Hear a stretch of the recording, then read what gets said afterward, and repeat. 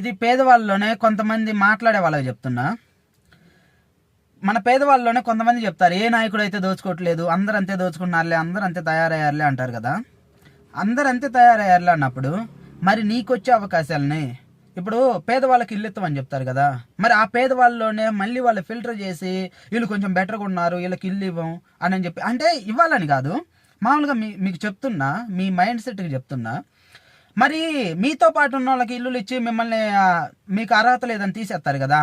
లేకపోతే అప్పుడు దాకా మీకు ఏదైనా పథకాలు ఇచ్చి ఇలా మీకు ఆ తర్వాత అర్హత లేదని గవర్నమెంట్ నాకు తీసేస్తాయి కదా. మరి అప్పుడు అడగొచ్చు కదా, మేము కూడా వాళ్ళలాగా పేదవాళ్ళమే కదా, ఎవరమైతే అందరు పేదవాళ్ళమే, మాకు కూడా అందరిలాగానే ఇవ్వండి అని చెప్పి అడగొచ్చు కదా. ఎందుకో అప్పుడు అడగరు, అప్పుడు ధైర్యం లేదు. మాట్లాడితే వాడు రాజకీయ నాయకుడు, వాడు ఉన్నవాడు ఏడ దొక్కేస్తాడని భయం. కానీ వాడు దోచుకోవడానికి మాత్రం సహకరించేది మీరే. ఎవడైతే దోచుకోవట్లేదు, మా నాయకుడు ఏదో దోచుకుండా ఆ నాయకుడు దోచుకోవట్లేదు అంటే, అరే నాయకుడు ఈ రోజు ఈ పార్టీలో ఉంటాడు, ఇంకో రోజు ఇంకో పార్టీలో పోతాడు, కానీ నీకు రావాల్సిన అవకాశాలు నువ్వు అడుగు, తీసుకో.